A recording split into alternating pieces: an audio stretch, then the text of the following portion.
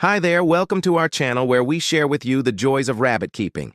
In today's video, we are going to talk about how to care for your bunnies. Bunnies can be wonderful, loving pets, but they do need special care and attention to make sure they live long, happy lives.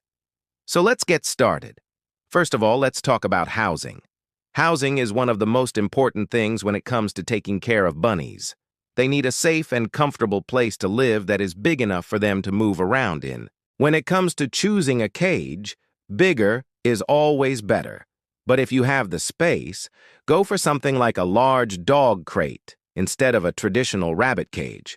Not only does it give them more room to move around, but it also makes it easier for you to clean their living area. If you can't fit a whole crate inside your home, you can try putting two smaller ones together or just use what you have.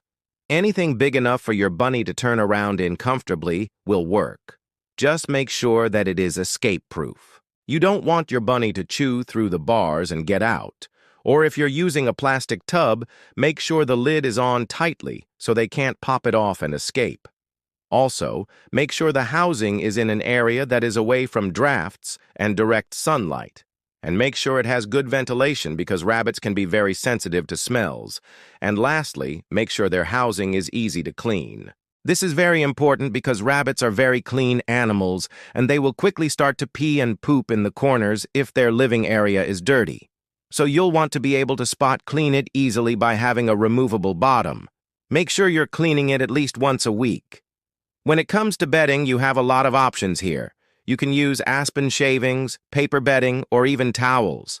Whatever you choose, make sure it is safe for your bunny and doesn't contain any harmful chemicals or materials. And if you're using wood shavings, make sure it's not cedar or pine because the oils in these woods can be toxic to your bunny.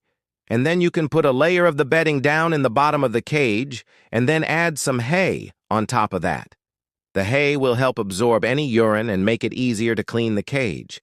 And if you're using a plastic tub, you might want to put a piece of cardboard down first to prevent your bunny from chewing on the plastic. You can then add a hideaway for your bunny to go to when they feel scared or need to take a nap. Cardboard boxes are great for this, and you can easily make one into a cozy den by adding some hay or towels, a water bottle, and a food dish. Your bunny will need access to fresh water at all times. So make sure to check their water bottle or bowl daily and fill it up as needed.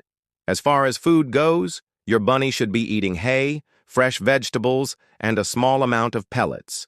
More on that later in the video. Now let's talk about the most important things to bunny-proof your house.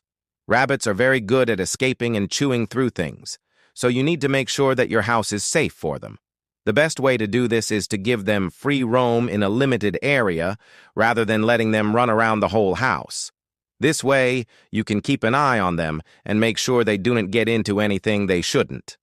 When it comes to decorating your bunny-proofed area, make sure to remove anything that could be dangerous for them. This includes things like electrical cords, toxic plants, and small objects that they could choke on. You'll also want to bunny-proof any furniture or other items that you don't want your bunny chewing on.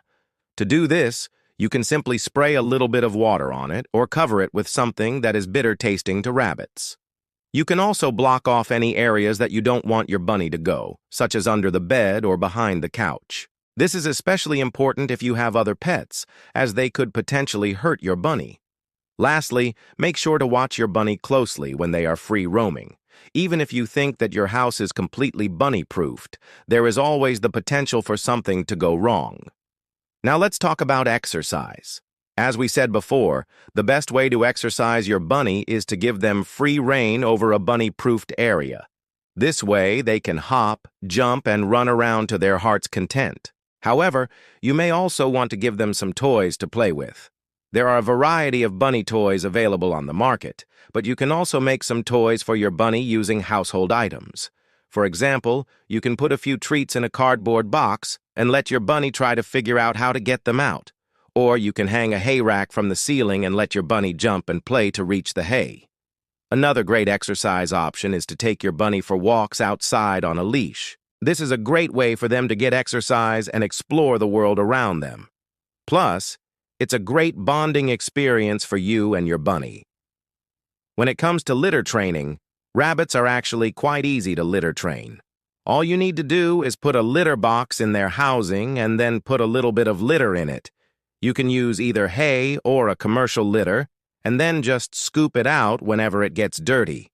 Make sure to praise your bunny and give them treats when they use the litter box properly. And if they have an accident, just clean it up without making a fuss. Rabbits are clean animals, so they will quickly learn to use the litter box if you are consistent. Now let's talk about diet. What do bunnies eat? Well, the majority of their diet should consist of unlimited amounts of hay.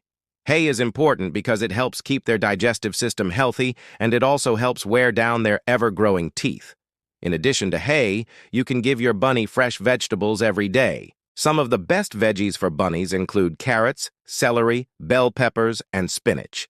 Make sure to wash the veggies thoroughly before giving them to your bunny. And lastly, you can give your bunny a small amount of pellets. Pellets should make up no more than 1/8 of their diet, but they are a good source of vitamins and minerals. When it comes to treats, you can give your bunny a few different things, but make sure they are in moderation, as too many treats can cause weight gain. Some good treat options include banana, apple slices, herbs, cilantro, parsley, basil, and oregano are all great choices. Finally, let's talk about grooming. Rabbits actually don't need to be groomed very often because they are able to groom themselves. However, they can still benefit from some occasional brushing. Brushing your bunny not only helps keep their fur clean and free of mats, but it also helps build a bond between you and your bunny. You can brush your bunny with a soft bristle brush, or you can use a comb to brush out any mats.